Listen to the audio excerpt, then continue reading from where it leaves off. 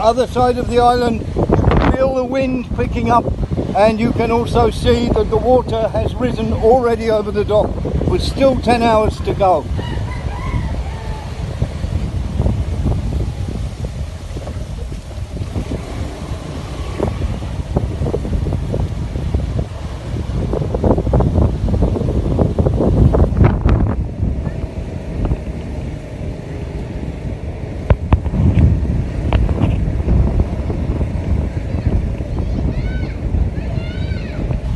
Lovely, thanks.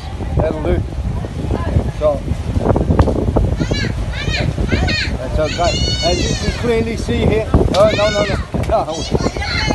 as you can clearly see here, the water has already risen over the dock. And everybody is trying to make everything as secure as possible. That's that part of the island. Let's go and look at some more parts of the island and see just how bad it really is. Hello, it's going to be pretty hairy here. My driver quit, so I'm just out here pretty much on my own. When we get over the top of that hill, it's going to get very hairy indeed. Oh, this is breezy.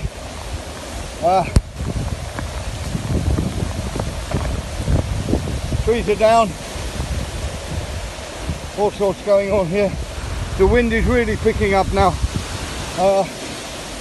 It's around in the 70-80 mile an hour bracket. 60, I'd say 60, I'm probably over exaggerating, but it's certainly blowing all the trees. Power lines are down.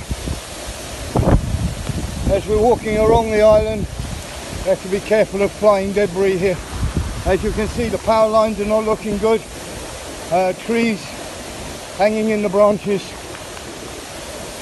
It's going to be pretty hairy from here on in. We'll just try and slide around that one. Very difficult to keep a footing. It's very slippery. There's running water everywhere. And we're fairly secluded and we're on our own here, so if anything happens, we've got to rely on ourselves to get out of it. So I'm being very, very careful going down sideways footing here down the hill, because this would not be good. As you can see from the trees being bent over left, right and centre. So as we get closer to the coastline on this side of the island, on the other side of the island is not good, but it's nowhere near this strength. The trees are literally being bent over as we speak. As you can see, we are right out in the middle of nowhere, so we have to be careful of flying debris. There is standing water everywhere. There is standing water, so we have to be careful of our footing. And there you can see the seafront being absolutely battered.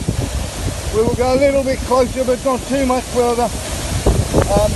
Wow, that's really picking up. The wind speed I'm getting on my gauge is around 85 miles an hour.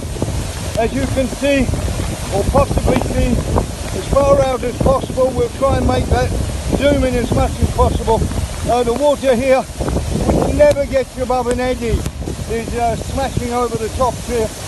I don't know that we can go any further here. For the simple reason we have water absolutely everywhere.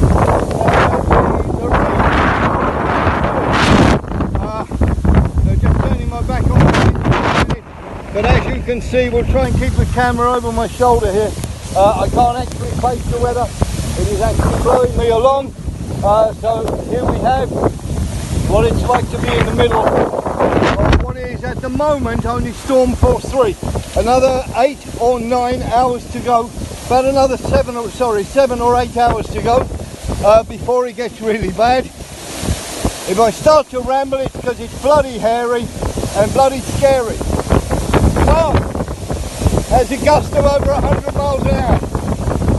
My God, that was bad. Telegraph poles, everything being knocked out of the ground. I think that's enough live reporting. That's enough live reporting from the danger areas. Time to make one's way to safety. As you can see, he's uprooting trees, throwing them around like twigs, and it's time to get as they say, get the hell out of here. So we are making our way slowly up the hill. Okay, we're about to go up this hill now. This is probably the most dangerous part of the journey. It is completely festooned with trees. There are trees laying everywhere. It's not as bad as it looks at the moment, but it is pretty hairy. There's a lot of trees snapping and cracking. As you can see, there's one just taking it in half. And of course, we are now climbing up through a very dense wooded area. When we get to the top of the hill, the weather will be savage, but at least we will be more secure around the buildings with less chance of flying tree branches. Trees are bending like crazy, wires are humming. It is time to get away from all this electricity, all this water and all this flying debris. We're a little bit safer now we're back over the hill, but it's still pretty precarious. As you can see, just before I try and make the final leg home, it is getting pretty raw out here. We are nowhere near the centre of this yet. That comes along at midnight tonight. This is where most people will come for shelter, which is known as the covered basketball court, as you can see. This is on much higher ground. It's about 40 feet above level, and of course everybody will head for here as long as the roof holds, because of course that's corrugated.